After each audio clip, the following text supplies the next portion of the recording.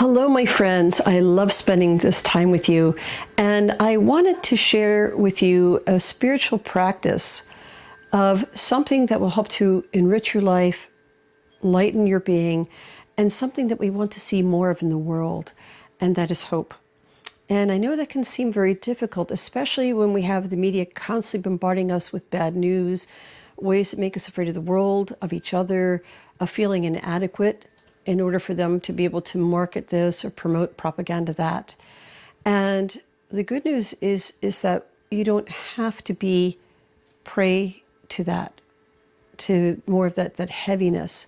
And the steps that I'm sharing with you today for you to consider are things that you can incorporate every day in order to lift your being. And you're going to see in turn, it will help to bring a lightness of being to whomever you encounter. And the first step that I practice and I would share with you is connecting to that which is greater than yourself. And it's by whichever way you view that greater consciousness or that oneness, whether you call it God, a great spirit, universe, whichever way. And just taking the time to breathe and to connect. And sometimes when it's very, very busy, what I like to do is just to simply go for a walk. And just by connecting with nature, which you've heard me mention several times, I find a lot of connection with spirit and spirituality with nature, just by virtue of just being a child of this planet as you are too. So it could be through meditation, it could be through prayer, it could be through breathing. But the important part is in that moment, just to go beyond the busyness of the mind, to go beyond the crunch and the crush of the everyday. And there are times that it can really feel like that.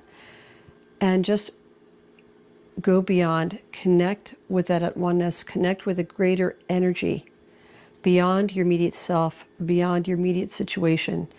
And there are different steps to be able to do that. Again, I'll be covering that in other videos, but basically just going for a walk, breathing, appreciating what is around you, which leads to the second step. And I made another video in regards to that, which is gratitude, counting your blessings. And when you really appreciate what you have, instead of always focusing what you don't, you become more present. You appreciate the gifts that you've been given. And in turn, those who are around you can also sense that you are really with them. And the little things that are around you that are there to support you. And as you focus on your blessings, you begin to take on more spiritual nourishment. You begin to allow your mind to focus on something that is useful versus constantly pounding itself with fear and worry. The third one that I would offer to you, and it's a strategy that has been very successful to me even in the hardest of times, is being a realistic optimist. And that's a myth that I'd like to bust. For some reason, walking as a hopeful person, walking as an optimistic person, you'll find that there's this misconception that somehow you're naive, that you're not really paying attention to what is going on, that somehow you have lost your grip on reality. And the truth is, yes, there are things that are going on around us. But something that I like to say is that there are as many sides of a story as that there are people to tell it. So when you're being optimistic, it doesn't mean that you're ignoring issues. It doesn't mean that you're naive in realizing that there can't be different outcomes. But when you are a realistic optimist, is yes, you factor in that there are all possibilities. But from that, even if things don't come out exactly the way you hoped for, that you learn something new, that from there something great can happen, and if it doesn't quite hit its mark, still good things happen, learning, building blocks, connections. So again, that idea of when you're open to seeing what good can be derived meeting new people, new information, different ways of seeing things. You are more sensitive to seeing foundations that can be built. You are more confident that even if things don't turn out well or are difficult, or sometimes life can just deal you a rough hand, that you have that ability to be able to move forward and come out on top. You know, that you cannot be held down, and at least not for long, because of this idea of you can spot what is good alongside with acknowledging that which is bad or difficult, and how to allow what you see as an asset to be able to move through with, or perhaps even overcome that which is bad, and healing from old wounds. The final one that I offer before I get into the benefits of walking with hope is being positive, doing positive things, being around positive people. And with that, I'm not saying this artificial happy, again, as I mentioned in the previous step of being a realistic optimist.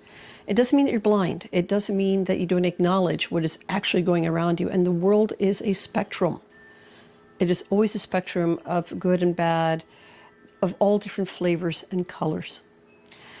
But if you're willing to do positive things, if you're willing to be around positive people who are also realistic people, and begin to highlight these things and move in this manner in the world, and nourishing your spirit and your mind with things that are positive and good, and really, I'm going to say again, acknowledging, yes, there are things in the world that need to be addressed. Bad things are happening.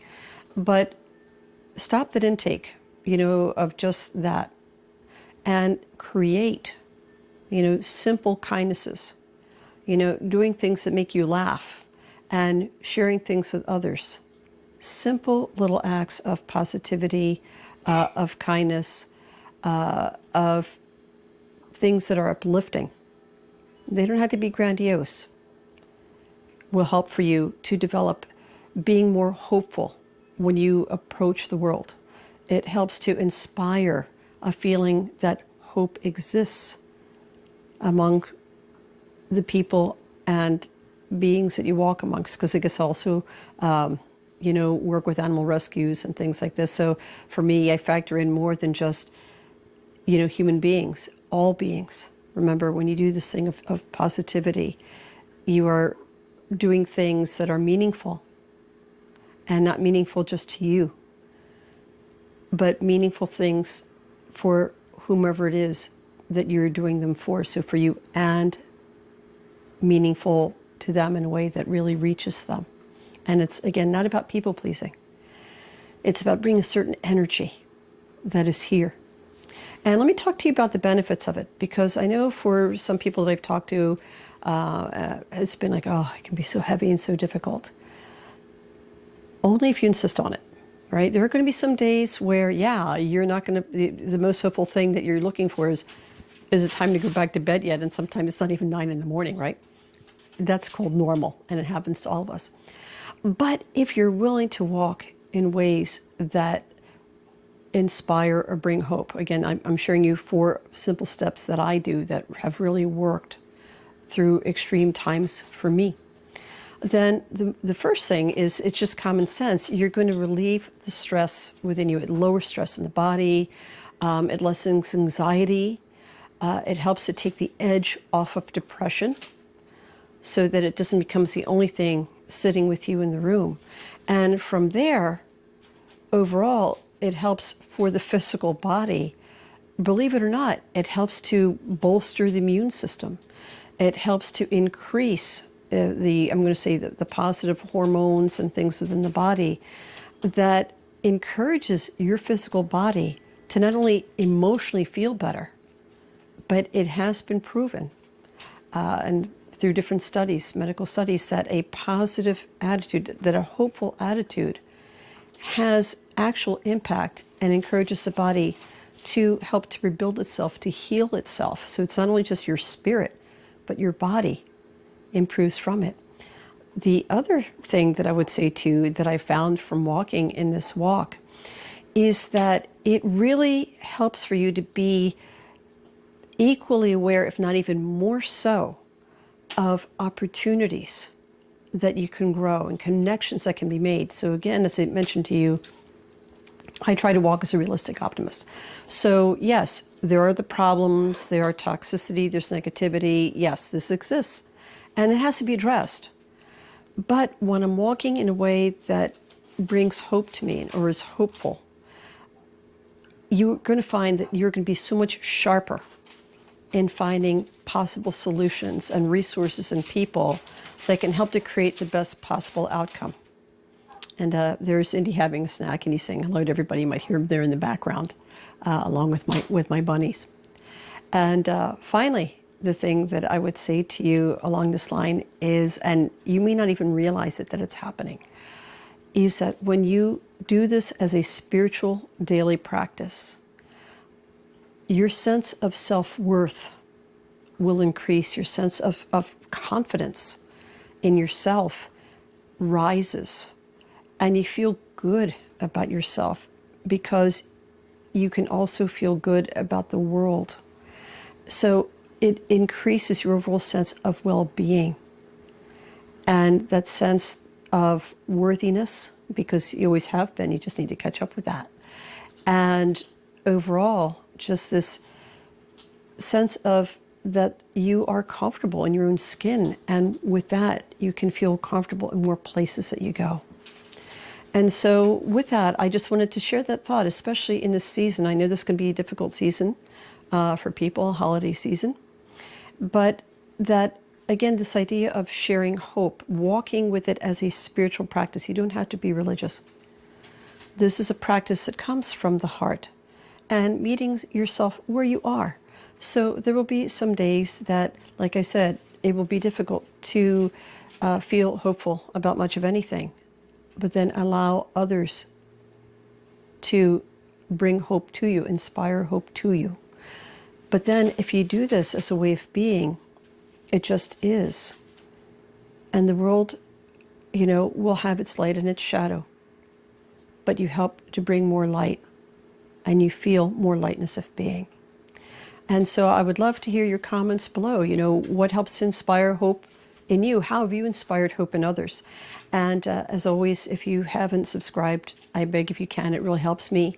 And my goal of reaching 500 subscribers before the end of the year would really help to send this message out. So with that, my friends, you give me hope. And it's such a delight to be with you every single time. And I look forward to hearing from you. And so with that, Wanishi, and bright blessings to you and to yours until we spend time together again. Keep the faith and walk in hope. Dane, it is finished. Take care.